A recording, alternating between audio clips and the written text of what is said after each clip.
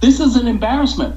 We are so disgusted. The folks who signed on to this are quite frankly nuts. Do you think they actually believe this insanity? It makes us look like idiots. What are y'all doing? What the hell is wrong with you people? As unnerving as almost anything I have covered, ever. This is an unmitigated debacle. Something very crazy happened last week, and I just have to bring this to you and document all this in a quick video. And I'll leave my own biases out of this and not give any of my reaction in this video because we got plenty of other people here that I'll be showing reactions of. Now, this particular crazy may not have anything to do with the diet world, but it has to do with the same world that the diet world is in, and it is a concern for all. I've always said that there are many parallels between the diet community and the political community. And also I think it's important for diet and health people, especially vegan and animal rights promoters, to understand what's going on in the outside world, especially politics. And now is the most important time. We have all these people dying and becoming sick, that we all come together and stop listening to the bullshit. I don't know.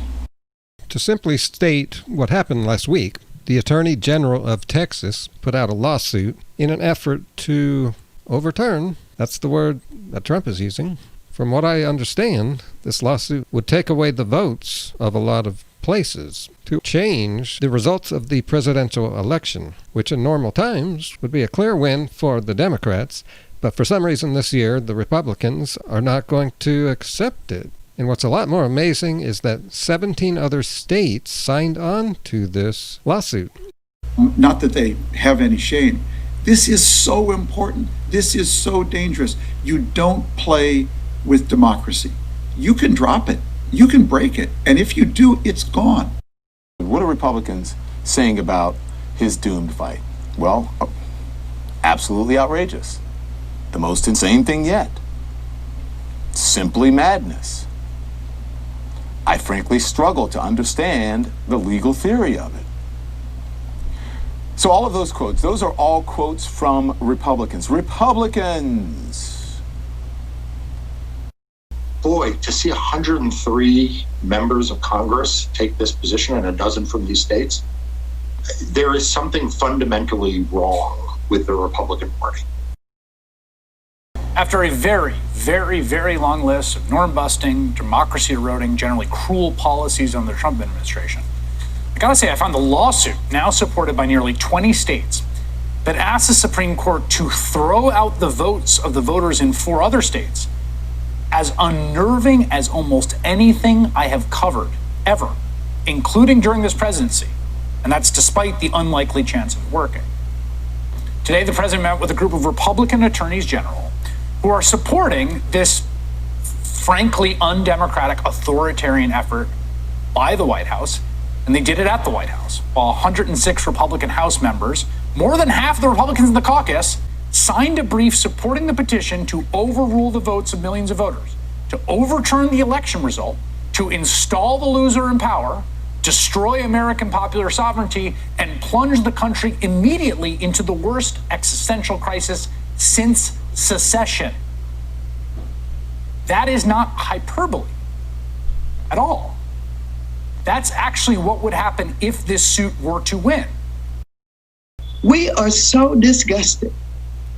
We are so absolutely outraged that 126 members of Congress don't have any guts, that they would dare sign on to an amicus brief that comes out of Texas, even though they know in some of their states that Biden absolutely won those states.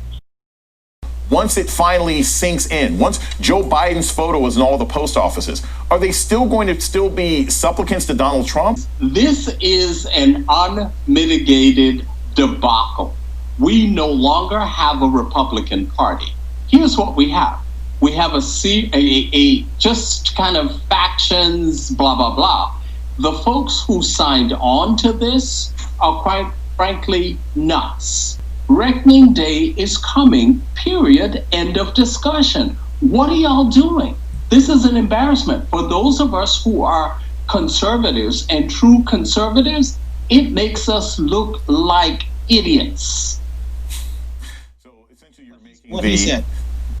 The level of cynicism here by Ted Cruz, by Mitch McConnell, by this complete knucklehead attorney general from Texas, the level of cynicism, the willingness to put their personal interests and their party's interests. And what is it about? Can't you get a job anywhere else? Is it worth sacrificing everything for this? I mean, seriously, just for free parking in National Airport? What the hell is wrong with you people?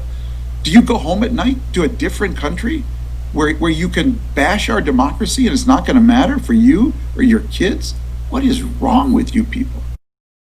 We can't believe that they would follow the president in this way. We can't believe that they would defy the Constitution. But the Supreme Court put them in their place. The Supreme Court said, don't bring this mess to us. The president thinks that he could intimidate the United States Supreme Court because now, and he thinks he owns it, but they showed him.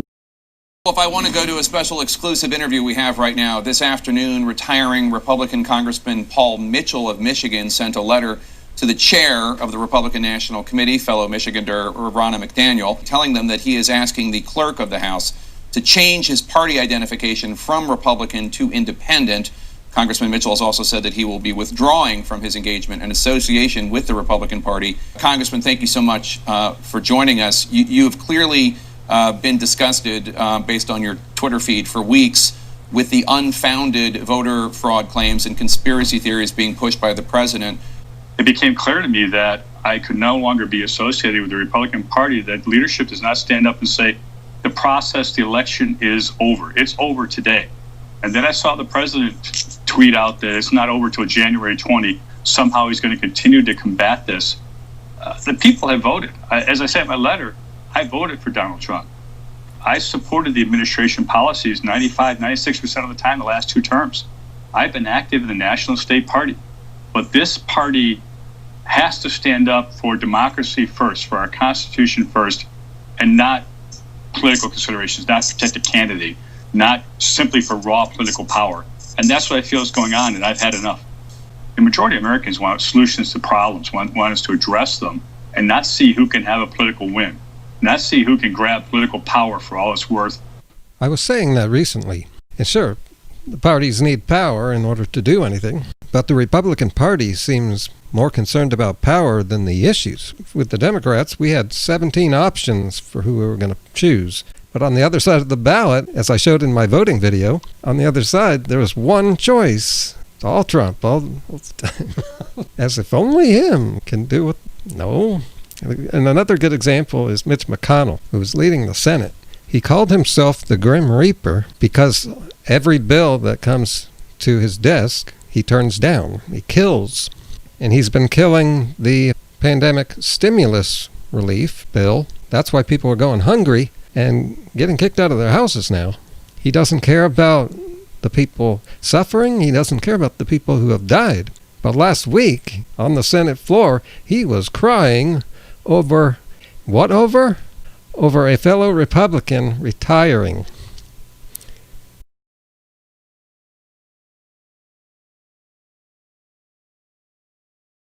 It's all about power first, and that, frankly, is disgusting and demoralizing.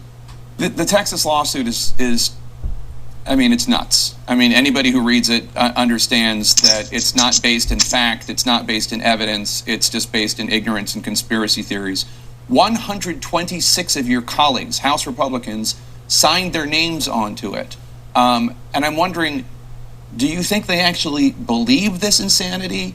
Or is there some other reason why a majority of House Republicans actually support disenfranchising Americans in 4 states? The lawsuit was, I'm trying to think of a polite term for it. You don't have to be polite. It was ridiculous. When you can't conduct an election without threats of violence, we become a third world nation. What are we, Venezuela? I mean, it's ridiculous. And to have a elected official, in this case a state house member, say, well, he wasn't really sure if there'd be violence or not, you ought to stand up and say there should be no violence. We do not hold elections in which there's violence. This country's come too far. And that's why I'm troubled, and that's why I ultimately decided to leave the party, because our leadership needs to stand up and say, no, We have a process, we respect it, and we respect the vote of the American people.